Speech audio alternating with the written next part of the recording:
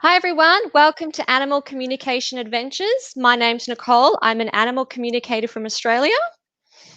And my name is Courtney. I am an animal communicator from Pennsylvania, United States.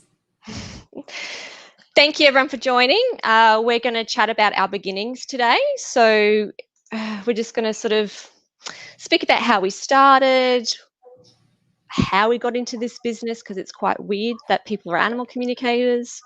Do you find that, Courtney, that some people are like, oh, animal communicators, which? All the time. And most people never even heard of it, didn't even know it was a thing. And I have to stress to them that, I'm a Christian. I believe in God. I help, I use God energy around me. Yeah. Mm-hmm. Yeah. I think that's a big important thing between both of us, that we both have God as our center belief. Obviously, this is not a religious talk, it's about animal communication, but for us, it's both important. Yep. I guess I'll chat about how I began, because we were just chatting before the live about how different our beginnings are. Mm-hmm. And for me, I actually pinpointed how this all started way back when, and my mother didn't even know this. I went to like a water park with my family and I nearly drowned. And my mum had no idea she was there that day.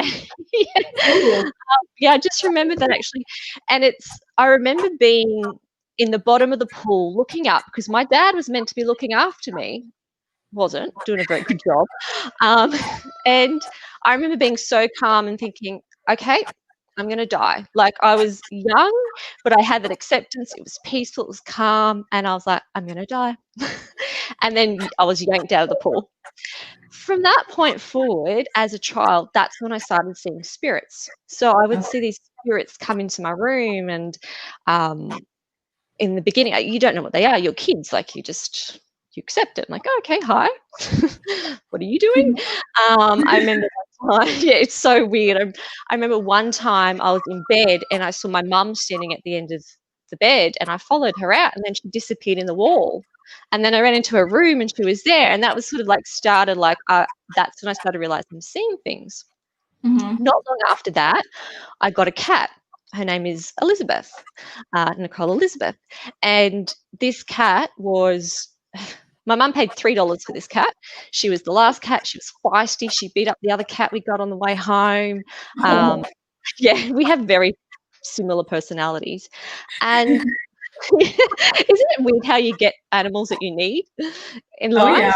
Yeah. And Elizabeth, she was that cat for me. And that's when I started communicating with her without realizing it at the time. Like, we'd have full-on conversations, and we grew up together. We moved, obviously the family moved house.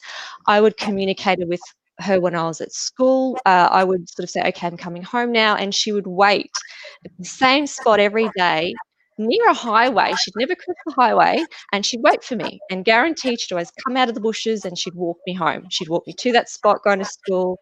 And she was just sort of this animal that I always relied on.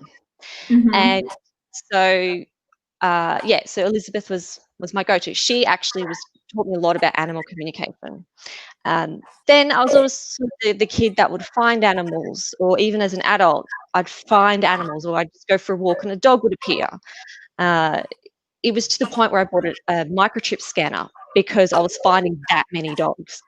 Wow. I still have the scanner. Yeah, it's, and I find that a lot of people that are this way inclined, animals are drawn to them because they can see that in the person. Mm-hmm. I'm an animal empath, so I feel the animal's pain. I can feel their emotions. So when I see animal abuse, it's very difficult for me to separate myself from that. Mm-hmm. Whereas if it was humans, and I don't want to sound heartless, I can somewhat separate myself from that. I don't watch the news. It's just doesn't interest me. But if it was an animal, oh my God, I could be upset for days. Mm-hmm. What else happened? So I was very spiritual, would see spirits. My sister and I would see spirits. I remember lying in bed and I could hear them outside my window, but you'd go out and there was no one there. So it got to me for a point where I just wanted to shut it all down. I didn't want anything to do with spirits. And I even remember the day I went, right, that's it. I'm tapping on this spiritual life. I'm out. And I was early teenager. Mm-hmm. However, I spoke to my cat. And I didn't really do anything in my 20s either. I was just kind of like, nope, I'm having fun. I don't want to deal with this. But then things would pop up, like Elizabeth would pop up in my dream when things needed to change, or I would see her in the corner of my eye. So she was always that running theme in my life. Then Mhm. when I started an animal rescue, it just sort of naturally happened. It's just like, well, you just sort of start speaking to this animal. And then I spoke to a medium and she picked up straight away. She said, well, you're very empathic with animals. There's my rooster. Anyway, so then I did an animal communication course, and I've done quite a few courses. And then also, because I'd shut down so abruptly and I'd wanted nothing to do with the spiritual realm, it took me a lot to reopen, if that makes sense. Such a few people, imagine a few people would be in that position too. So I had to do courses, and then, sorry, and then it would start to flow. Anyway, so psychic courses, medium development courses, animal communication courses, until I got to the comfortable point, and I'm like, this is working. Like, I'm actually picking it up. I'm getting it. I can start picking it up for other people, and then it just flowed again. So it's kind of like this me as a child, and then nothing, and then back into that flow again. I don't see spirits as much as I did when I was a kid, because I've sort of put out to the spirit world that, you know what, I don't want to see you at night. Like, I had a man walk through my room the other day wearing a backpack, and he looked back at me when he walked out. I'm like, can you just keep going? Like, I'm sleeping, like, come on. So I don't focus on that as much, but I Right. love speaking to animals. Like, to me, there's nothing more enjoyable than knowing and getting that communication back, like I used to have it with Elizabeth. So that was my long-winded story. I'm going to pass to you now. Okay. Well, I thought it was really interesting how you said you had that near-death experience. I've heard many people who, they've had a near-death experience that seems to awaken their like psychic abilities. Yeah. I don't know if it's because you almost died, so you put one foot in the spirit world, and I don't know how exactly that works, but and I've also heard that people who shut it down and then later try to reopen it, it's hard. Like, it's, it is. So that's very interesting. It lines up with what everyone else has told me that experienced that. Oh, there you go. That's good to know. I'm not crazy. No. Okay. What's your beginning? So now Nicole is more on like the spiritual side. I'm more on the physical side. I can honestly say I've never seen, any kind of spirits, or I don't hear them talking to me anymore. I shouldn't say I'm like an average Joe, but that's what I feel like. And I really had to like learn how to do this stuff. But with my beginning, like you, I was always really connected with the animals. And when I was a kid, I talked to them like normal conversations, like I talked to people, and I knew that they could understand me. I couldn't understand everything they said back to me, but we had that connection, So when I was a teenager, I went to a horse expo, and they had all kinds of seminars to learn this and learn that. And they had an animal communicator there. And what is this? Like, I didn't even know this was a thing. And so I was just blown away by this lady, and I totally believed it. And I was like, I think I was like 14 at the time. And I was like, that's what I want to do.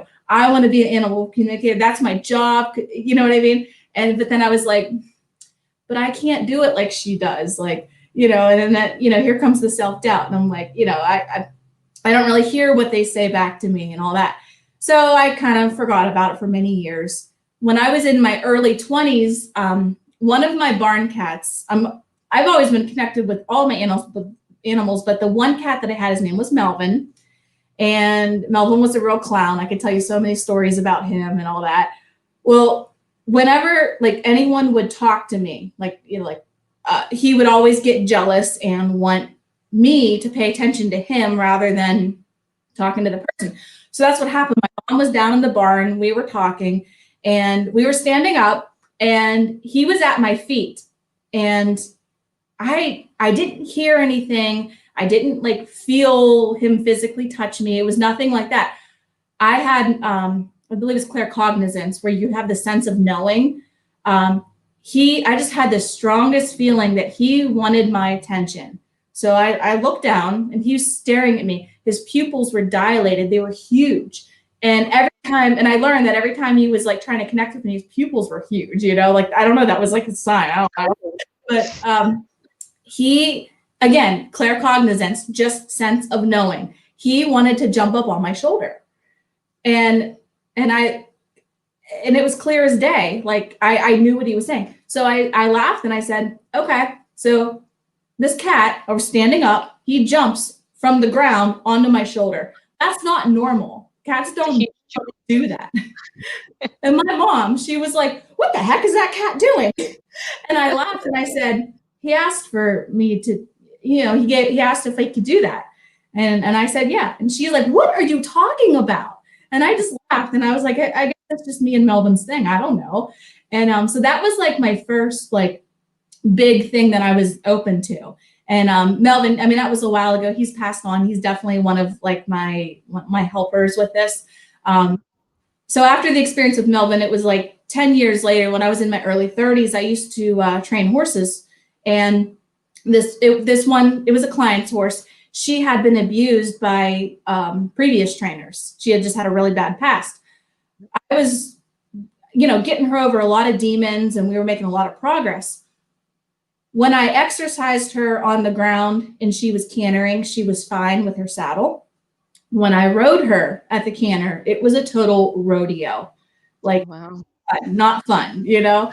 And I tried this, I tried that. And like, no matter like what I tried, I could not get this horse to quit bucking. There was no pain associated. Her saddle fit fine. So it was just, all that stuff was rolled out. It was just something, either attitude or something psychological was going on. And I am not that rider that can stay on any horse. Some people can do it. I am not that rider. I did not get bucked off her, but I knew I needed to do something different because I was going to get hurt. You know, like this was not a cool situation to be in. So it just like popped in my mind that I needed to contact an animal communicator. And I thought, you know, about when I was 14 years old and I was at that horse expo, I was like, oh yeah, like I always said I wanted to try it. I never tried it. And I just had the strongest gut feeling I needed to call one. Who am I going to call? I don't even know any. So I Googled it. And yeah, it's true. There's a whole bunch that come up, but it's like, how do you know who to pick? You know, I needed somebody, like I needed an appointment, like, as soon as possible. I wanted to talk to this horse before I rode her again, you know? Yeah. So I found this lady online. Her name is Cindy Smith. She's from the United States in Asheville, North Carolina. And she had an appointment the next day. So I was like, right? And I didn't really give her really no info on this horse at all. And she picked up without me telling her about the abuse the horse was in. And together we figured out that when the guy who abused her, when he rode her, he would like take his reins and he would like smack her, like, you know, back and forth. And where the reins were hitting, like on her flanks, on her side. So when I was riding her with the saddle, there's these things, leather straps called latigo straps. They're more for decoration. They're just like little leather straps that just hang on both sides of the saddle. You can tie saddlebags up with them if you want, but mostly they're decoration. They don't hurt the horse at all, right? But where those latigo straps were like dangling as she was, you know, cantering around, that's where he was hitting her. So this horse had PTSD. Yeah. And that's why she only did it when I rode her and not when I was like working her on the ground. So, you know, we worked her through that. We took off the latigo straps. She stopped bucking. I mean, I was blown away. So that lady, the animal communicator, Cindy Smith, she, I don't know if she teaches workshops now, but she used to teach workshops at her location. So several times I drove 10 hours to do her workshops. It was just fun. We made a vacation out of it, you know? and so I took her courses and I learned a lot. I also took a couple other courses from another lady in Michigan. And then I took some just regular psychic development classes, like in my local area. And then just try to like do my own research, like listen to podcasts or, just to kind of do my own research to put it all together. But I mean, as you know, it takes time. It's not something you're going to learn overnight or in a week or in a year. I'm still learning stuff. Well, I think we'll always be learning forever. Yeah. So I did all those courses and, like I said, still learning. And then last January, a year ago in 2020, had to think what year it was. Yeah. For that, you contacted me. Do you want to say? So I was kind of your stalker, in a good way. I was to the point where I needed to speak to someone who had the same beliefs as me, because I'd spoken to a lot of people and I could only get so far, if you know what I mean. Like, I just wanted to, it's good to bounce off someone that you have the same beliefs and know what the feeling's like, and that there's no ego, because I'm finding no matter what crowd you're in, whatever group you're in life, there tends to be, even at work, there tends to be like ego crowd, and I didn't want any of that. I just wanted pure someone, who knew what they were doing. Tick, Courtney knows what she's doing. And who just like loved communication the way I do, and just is about the animals. It's about the animals. It's not about I'm better than this one, or I'm getting this. Like, it's just purely about animals and speaking to them. So I think I sent you this really long message. I'm like, oh my God, is she going to respond? I was really nervous, and you did. I'm like, yay!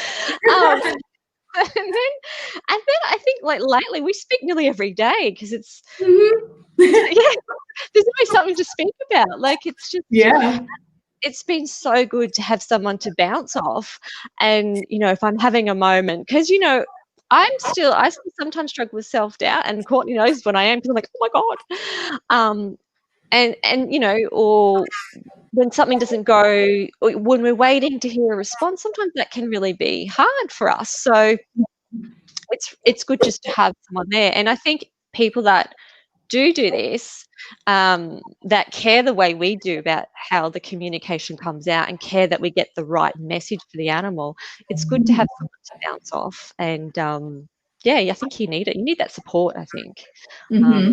Helped us both grow, I feel. I mean, you're pretty experienced anyway, but I just feel like it's a confidence boost to have someone there. And I know if I'm busy, I'll send you clients, and vice versa. You've sent me some missing pet clients, and I know that the client's going to get the best care because I know how you operate. And we've even spoken to each other's animals too, which is I remember you speaking to my little demented chicken, Priscilla. And I spoke to your horse, and I remember her giving me the description of your guide that she sees quite a lot when you're around, because your guide's with you. And I thought that was pretty trippy to hear.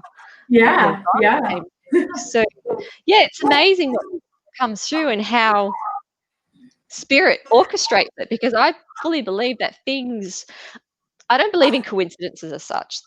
Things are set up, or you're meant to go this way, and sometimes something that appears to be bad is actually quite good, because it leads you into the right direction. So so that's my little stalking experience of Courtney. Well, I'm glad you stalked me, because I also felt like I had a couple people I could talk, I know in the business I could talk to, but I can't talk to them like I can talk to you. I don't really consider them my support system. I'm more like acquaintances, you know what I mean? So, I still need support myself. I mean, I've asked you about certain things, and how do you feel about this, and all that. It's definitely good, and everyone needs to have that. Like, it doesn't matter where you are. You could be doing this for 30 years, and you still need to have a support system.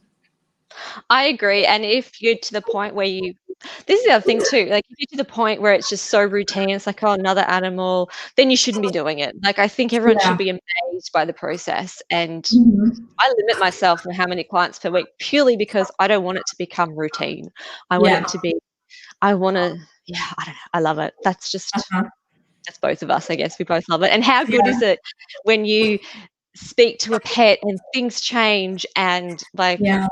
you literally can change lives by speaking to pets, Mhm. and that's amazing. I think it's wonderful to do. Totally. Totally. Yeah, it's so good whenever you get that feedback from the owner, like a day or two later or whatever, and be like, oh, guess what? Like they're not growling, they're not attacking anymore, or whatever their issue was. It's like, oh, thank Yep. God. Job done.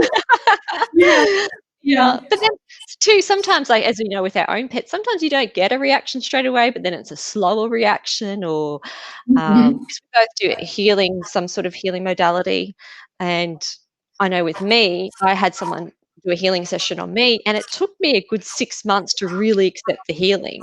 I was very stubborn, and I feel that some animals can be a little bit stubborn like that too, but Right, once we send the healing out, it's there for the taking basically, no matter what timeline it right, is. So right. that's good. But yeah, no.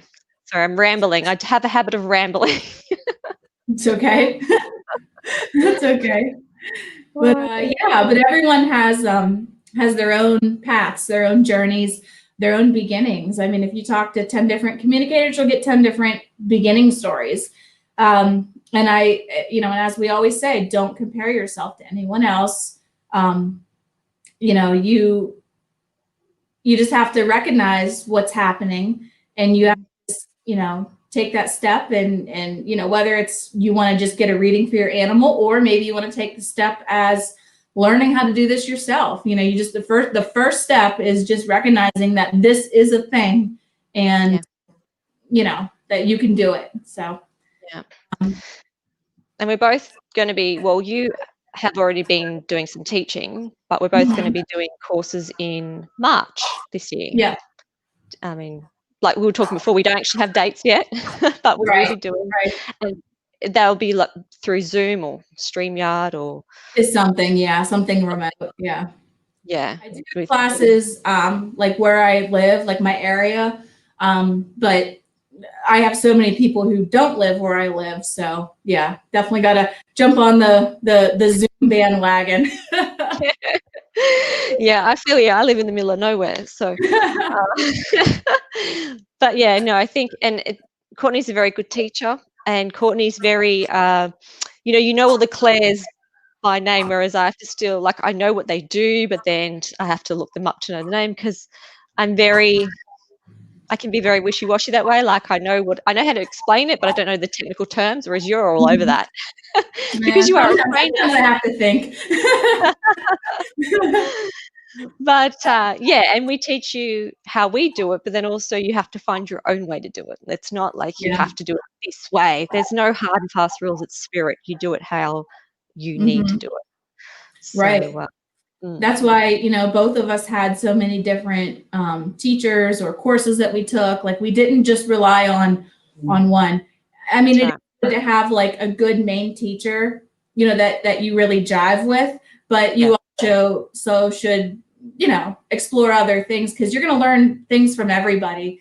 And then you just take what jives with you from each person and then make your own style. absolutely. Yeah, because even the way we connect, I was thinking about before, like how we speak to the animal. Like I believe you have a chord that you speak to them, and I have a room. But that's Mhm. just because that's the way we both function. Like this is how makes sense to us. So we do what Right. we do us. Mhm. Right. Yeah. You got to do you. Yeah, but so yeah, we're definitely going to be teaching this year. Well, that's exciting. Mhm. I'm sure we'll have more on that in later webinars. Yeah. Yeah. Um, So if anyone wants to, is interested in doing a class or even just getting a reading from us, yeah, um, we'll post our contact information, and you can go on our website and, let us know what you want to do, and we can definitely get that set up. yeah, absolutely.